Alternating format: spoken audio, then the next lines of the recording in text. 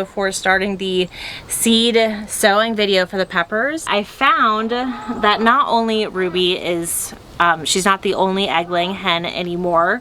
I was checking on her nesting box to see if she had laid any eggs. We've got all of the other chickens laying. Very exciting stuff. I want to check on the tomato sprouts that we all sprouted together about 10 days ago. So it has been really cold. Well, not cold, but it's been too cold for tomatoes to germinate. So this is the longest germination process I think I've ever had with tomatoes, because I'm just keeping them outside. I'm keeping them underneath the couch so that I can protect them from my chickens, because we let them out at night supervised so that of course they don't get attacked by any type of hawks or predators. And I also don't want the chickens to eat my tomato seeds or sprouts or anything like that, so I've been keeping them under the outdoor couch. So we do have some sprouts. This is all looking so good. They're a little bit leggy though. That's not a huge problem yet. What you'll want to do if you have some leggy sprouts is immediately get them access to light, whether that is artificial or your natural light if it's warm enough outside. So I'm gonna make sure I put these out into the sun, and these ones should be fixed. The other tray also has some sprouts. Some of them are like brand new sprouts. I'll zoom in on them. As you can see, there's some kind of like newer sprouts and some that are kind of still trying to curl up and make their way out. So I have no doubt that by the end of today or tomorrow, the rest of them should sprout. I'm just going to start putting them in the sun and making sure I keep them well hydrated. Let's get started with the pepper seeds. Unlike the tomato video, I went ahead and I got all of my pepper varieties that I'm going to be sprouting all ready so that we can, you know, expedite the process.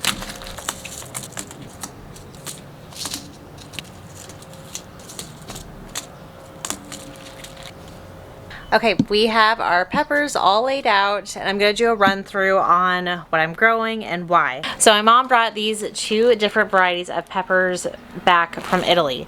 Now I don't have the actual pepper packet. One just says it's a long one and one says it's a ball one. So we shall see together. The next one is the poblano peppers. They're pretty classic. Most people know about a poblano pepper.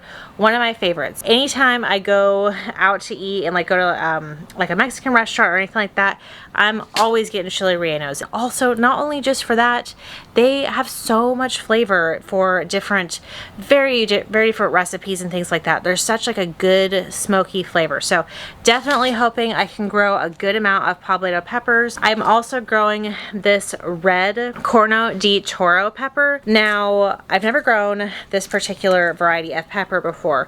It is an Italian sweet grilling pepper, so that just sounds fantastic to me. Okay, the Tabasco peppers. Now I feel bad about this. Last year, I had like a gigantic garden, okay?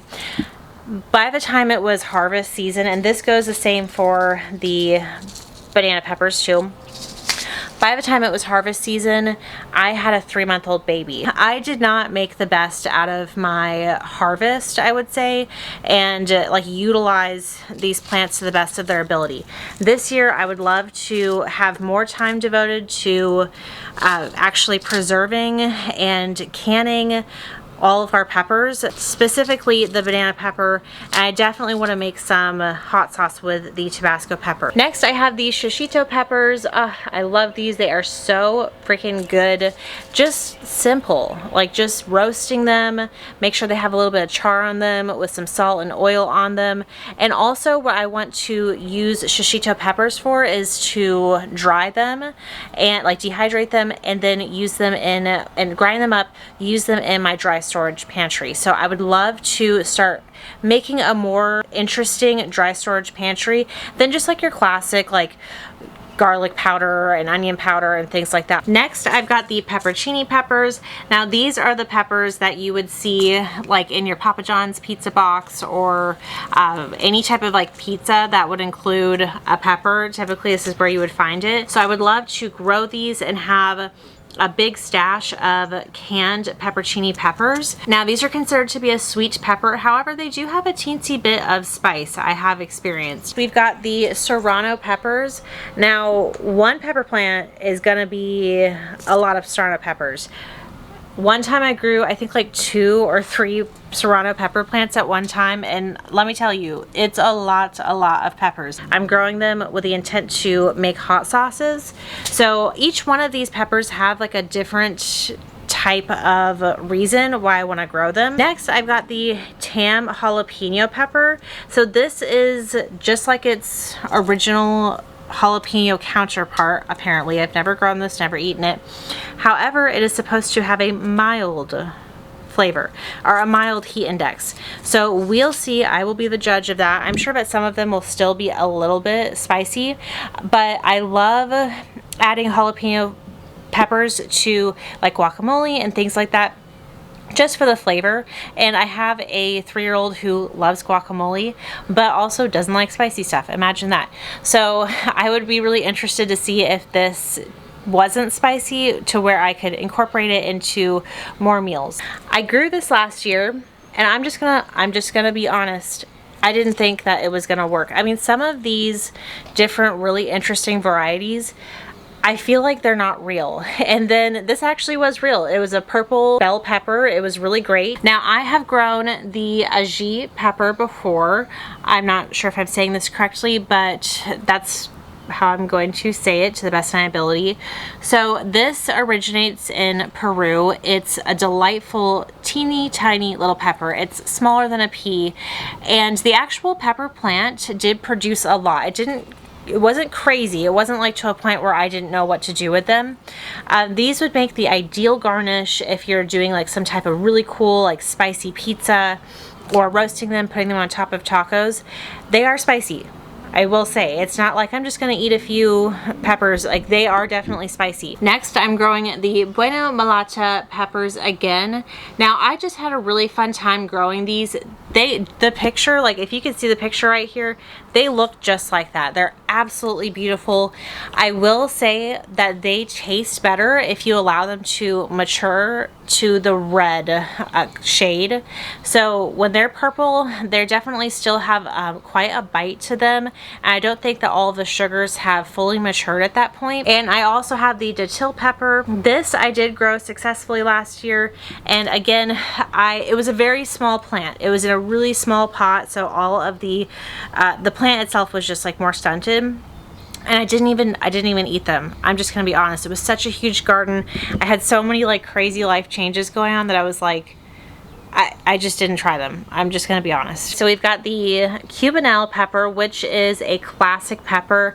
It's an Italian frying pepper, and it's awesome for different like soups, salads, grilling. This year I'm really excited to have a bigger variety of sweet peppers. I feel like that's kind of what I have been diving into, getting more varieties of sweet peppers than the spicy ones. So we've got the large jalapeno here. These are just seeds that I had saved.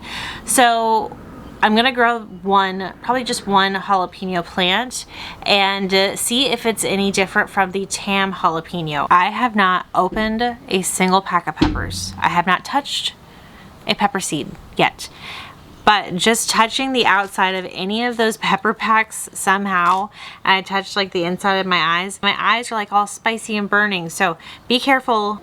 So this is just like a little idea for some of you who might be thinking, gosh, these like little vegetable place markers are expensive. I always do popsicle sticks because they are biodegradable. Make sure you're getting food grade ones. I will link the ones that I have purchased below if you're interested. I'm always growing so many different varieties, and it's changing so much every year that I can't like keep up with tracking down those place markers. So I'd like to just, you know, get a new one every year. So I will mark the particular popsicle stick and I will place it on top of my seed pack and then just move on and keep stacking and stacking, so that when it's time to actually put the seeds in there, then everything's like kind of already in place. That is the system that I like to work with. I just counted, and Guess in the comments, round of guesses, how many varieties of peppers I am growing. 16! That's crazy, but it's super exciting too. I've never grown 16 different varieties of peppers at one time.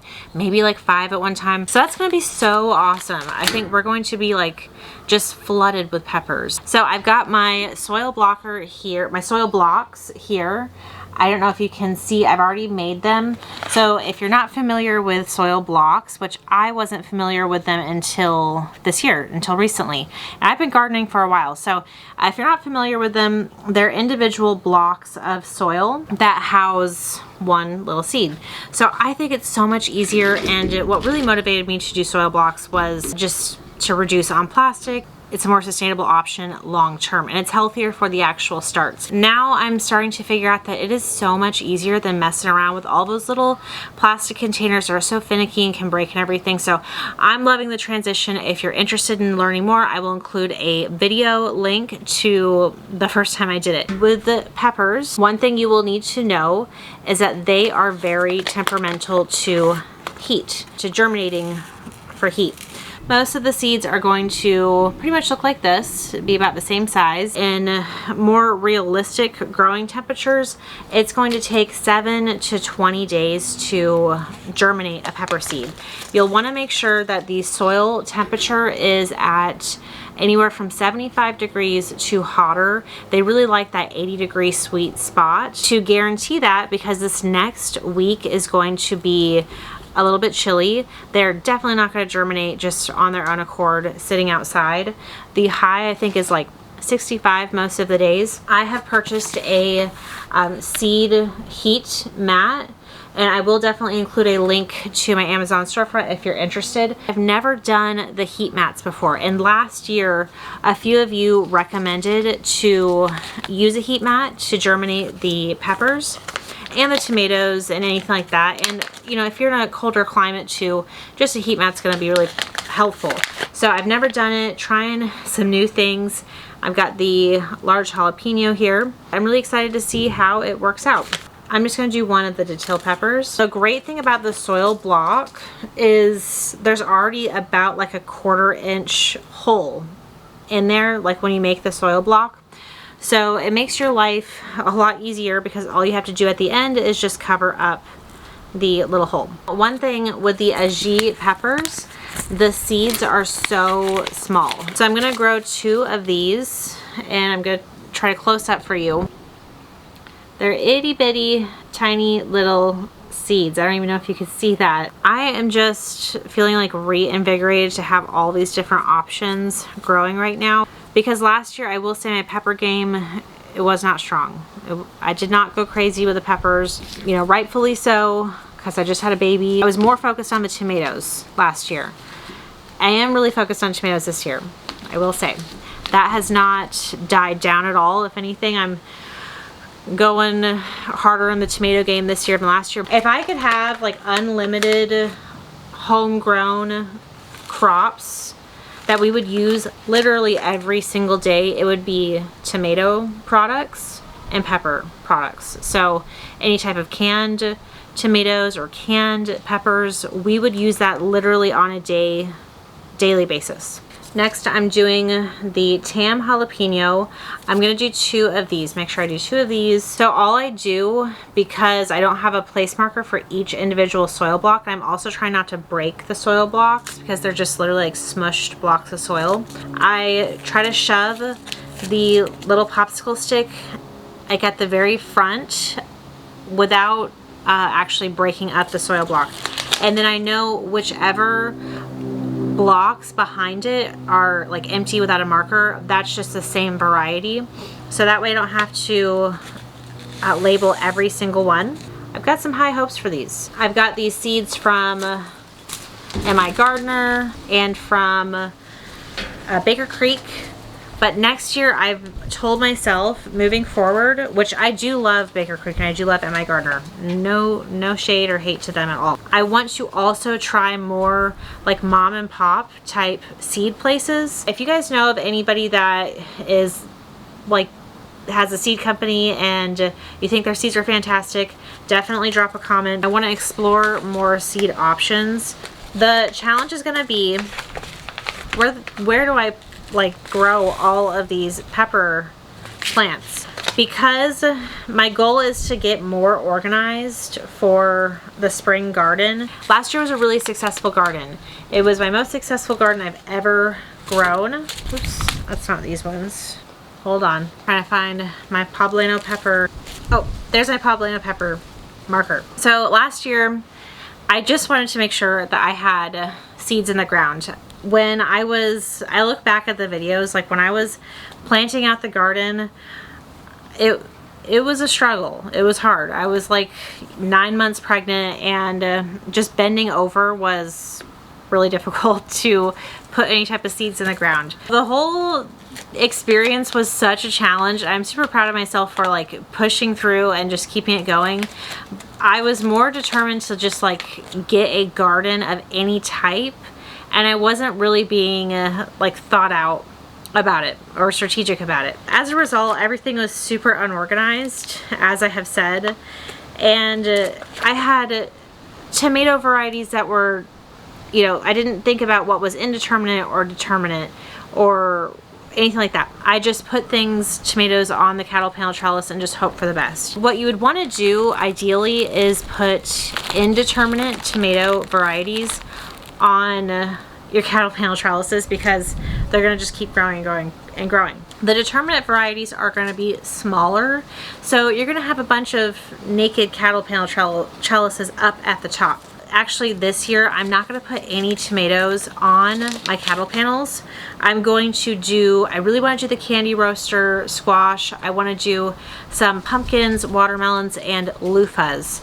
So I'm really determined to grow a year's worth of sponges if possible. This is the banana peppers.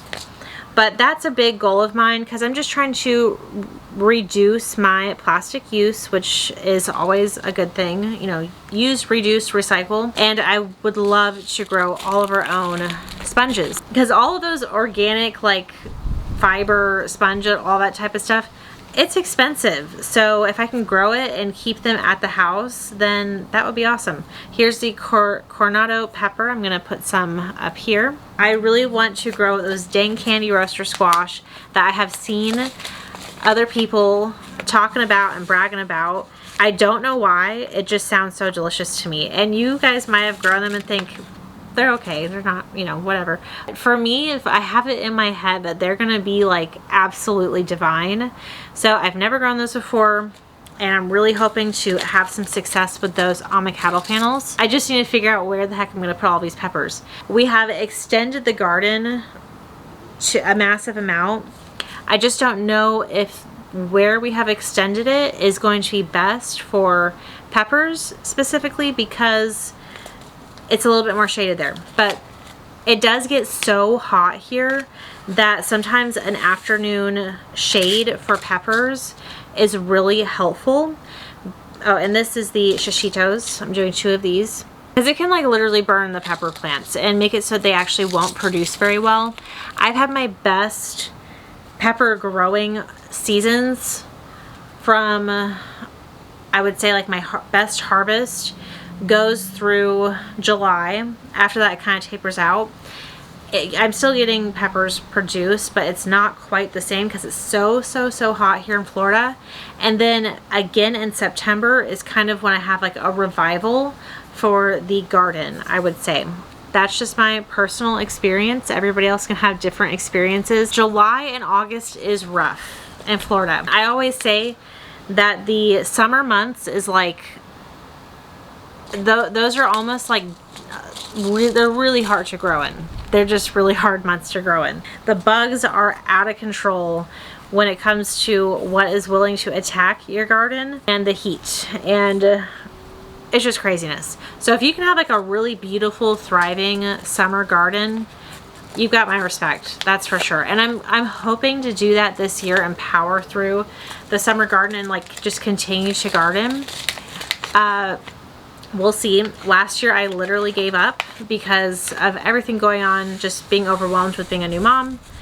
And I was like, I'm done. I need a break for the summer. So I actually took a month off of filming for YouTube, and I just focused on my baby.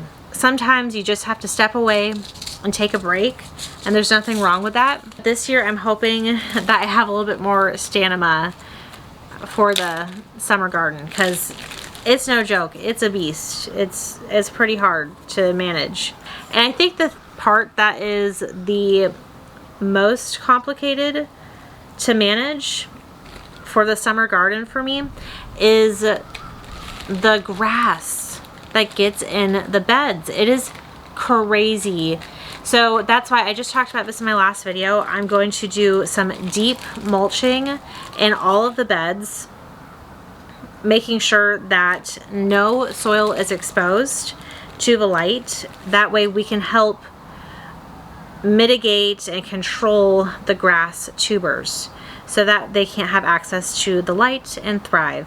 So that's my course of action this year for the summertime, is just mulch, mulch, mulch like crazy. So I've gotten all of the seeds in their little soil blocks. Look at that. I've got 30 different plants.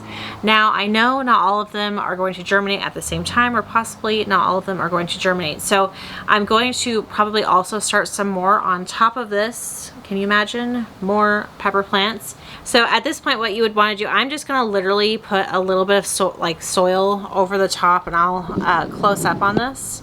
Maybe you guys can see. Here is like a little hole. I don't know if you can see. I'm just going to push the soil on top.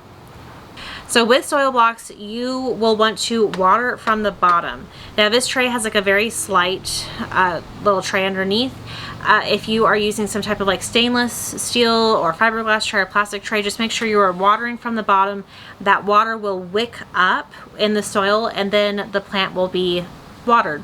Do not water from the top, or you are going to create a big mud pie and be super frustrated. So that is the one thing with soil blocks. You cannot be watering overhead.